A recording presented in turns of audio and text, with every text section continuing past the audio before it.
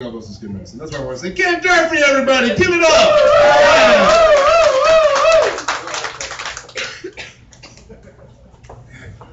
Trying to get people here. That's all we're trying to do. Guys, your next comic coming up to the stage came all the way from Rhode Island. Please give them a warm welcome for Patience, everyone.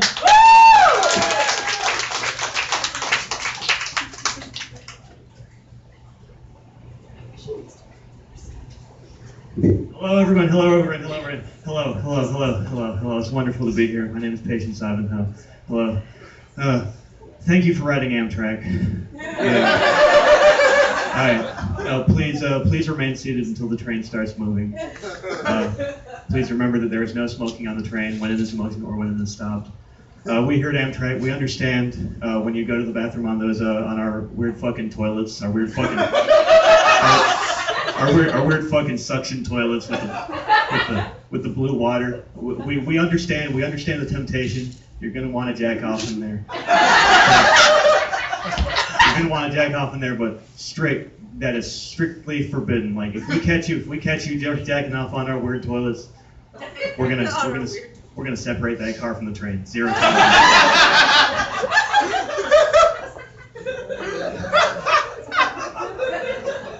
So like I'm not a regular stand-up comic. I'm like an ambient comic. I hear lots of comics with their dreams about they want to like have their albums like, nah, that's not for me. My goal as a comic is I want to whisper in the background at airports. I want you to be walking towards your plane. You just hear right up real close in your ear that acoustic perfection. I'm just like, hey, what's the boat's favorite Weezer song? Beverly Hills.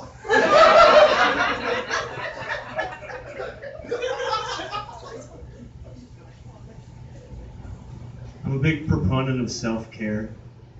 Like, for me, self-care is like waking up in the morning, going into your bathroom, taking a good long look in your mirror, and saying to yourself, Patience, the real reason your solo sex tape didn't sell is because Desperado was playing in the background. Just really ruined the mood. Have any of y'all ever wanted to do something for 40 years?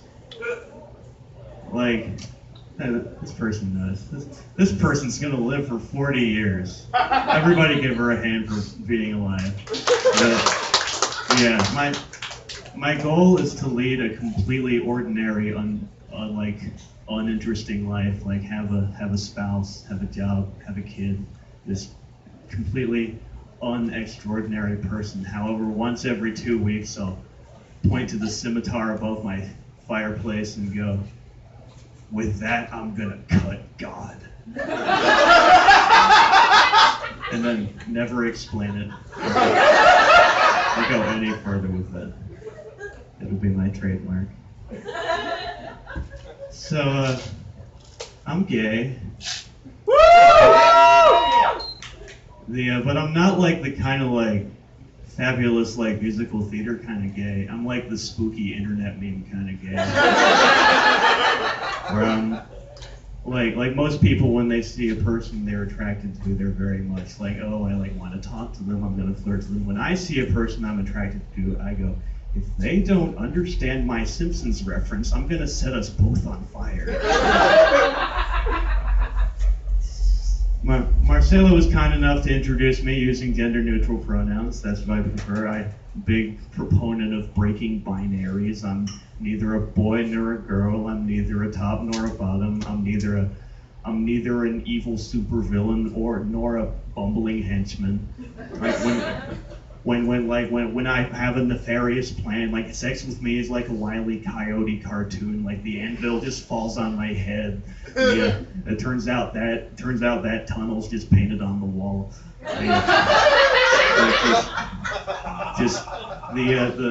like I'm not a fan of gender binaries, but I am a fan of like maybe a hypothetical gender binary. Like I think that everyone in the world who has genitals is one gender. And you see that makes everybody gay because everybody's one gender. The other gender are people whose necks just end in legs. And so that way, since everybody's gay, the first straight person in the world is going to be the person who like looks into the glory hole and like sees someone undoing their collar. And it doesn't matter who wears the pants in the relationship if your whole body is pants.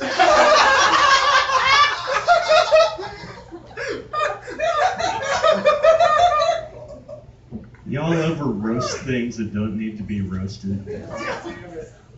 Like some days I just walk through my neighborhood and I go like, yeah, look at Mr. Fence over here. The fence. Like, you really think with your fence, like me and Spanky are gonna drill a hole through the wood to look at the stickball game before like rolling our hoop away and the Keystone Cops chase us? You know, you gotta paint that fence yourself. You know, the last thing Huckleberry Finn tricked me into whitewashing was your wife. You don't need to build that thing so tall. You know, Snoopy's doghouse doesn't fly anymore. They upcycled that thing into a little free library, and all the books get wet when it rains.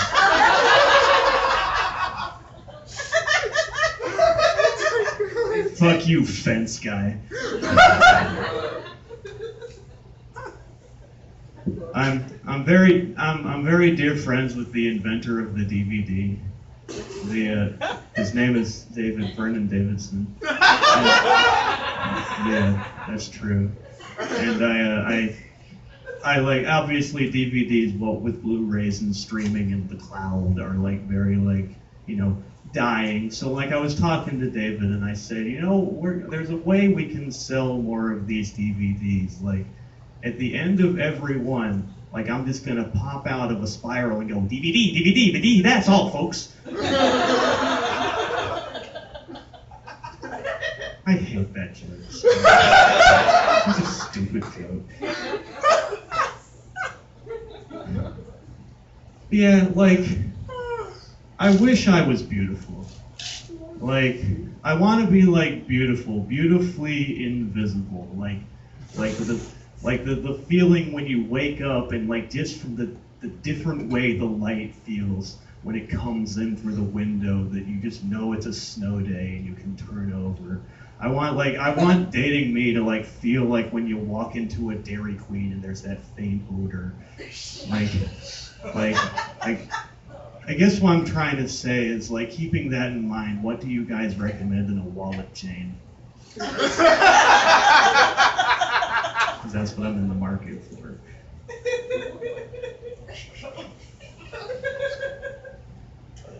You know what's kind of fucked up? Like, there's some people out there who don't believe that like cultural appropriation is a thing or a problem. But we have a whole state called New Mexico.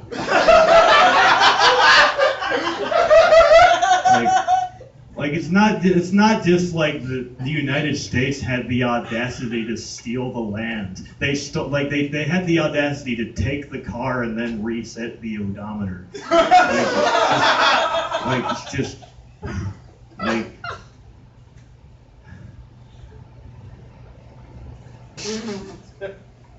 don't y'all hate it when you meet a nice dude on OkCupid and you're talking to him, you're exchanging messages, and like about halfway through the conversation you realize he's really not pulling his weight with the Coen brothers references.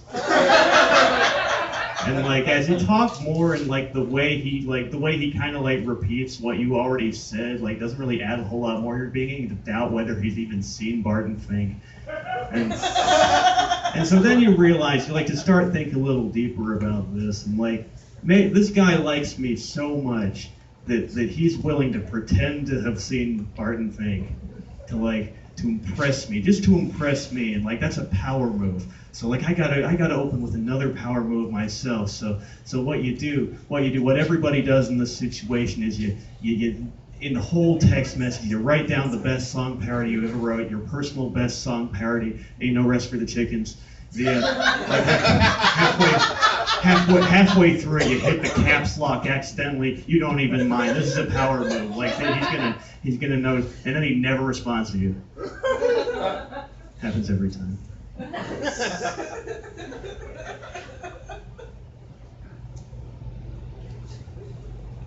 Is anybody here not from Richmond? Yeah. So do you take an opportunity to like go down our unfortunate claim to fame, Monument Avenue, and I think it's very important that we remove those terrible monuments. However, we got to keep something in mind, which is the fact that those monuments do indeed conceal the power crystals of Virginia. The first one being, of course, the time crystal that preserves colonial Williamsburg in an eternal past. The second one, of course, being the ocean crystal, which keeps the Newport News from falling into the ocean. And the last one, we don't really know what the crystal does. It's just the reason why Fairfax sucks.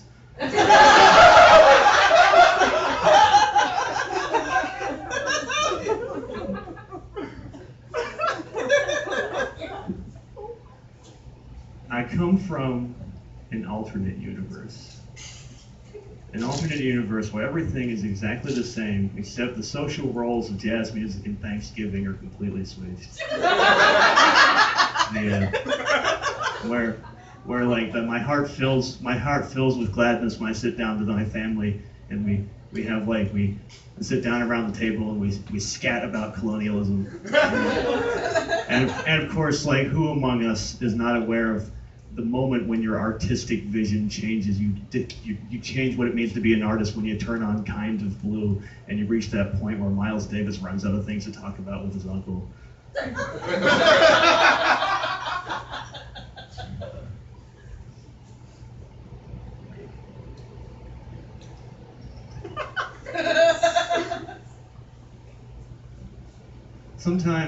Sometimes when I urinate outside, I feel really guilty, and I don't know why. And one time I did it, I was in an alley. I looked up, I was peeing right next to a dialysis center. I didn't want the other people to feel left out. That's my mom's favorite joke that I tell. My mom's really into dialysis. It's like a thing between us. Don't y'all hate it when you get back together with your ex-boyfriend James, and he notices that your shoulder tattoo has been like hastily retouched so that it says Limes instead of James, and you have to tell him that it always said Limes, and then he gets mad at you, so you have to fake a panic attack.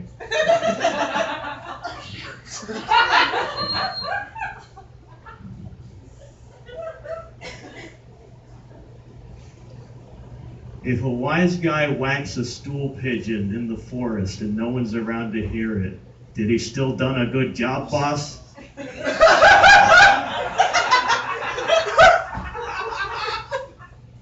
Yeah. I'm very much a fan of the great filmmaker John Waters. I like the famous quote of his where he goes, if you go to a house and that person doesn't have books, burn their fucking house down.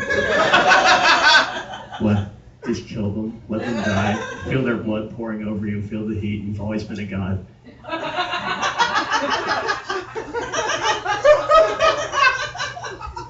I have dreams sometimes. And when I sometimes I have dreams about my set, and I wake up and I write down what I dream, because I think it's surrealism with what it is. It's like sometimes things that come into dreams are like more real than the real world. So this one time, the last night, I had a dream. It was the best set joke I've ever told in my life. And I wrote it down, and when I woke up, I forgot it. And my paper was folded over, and I decided to do an experiment. I'm gonna unfold this paper right here, and like we're all gonna discover this joke together. Like it's gonna be like a moment between all of us. And, like I think this is like a real conceptual art thing we're doing right now. So like I'm ready. I'm opening it up right now. What if grains of rice were the size of penises? Thank you very much, everyone. My name is Patience Ivanhoe. Follow me on Twitter at Spankwalizer. Thank you very much. Thank you. Patience, keep it going for him. For them. Thank you. Absolutely. Ladies and gentlemen, your next comic.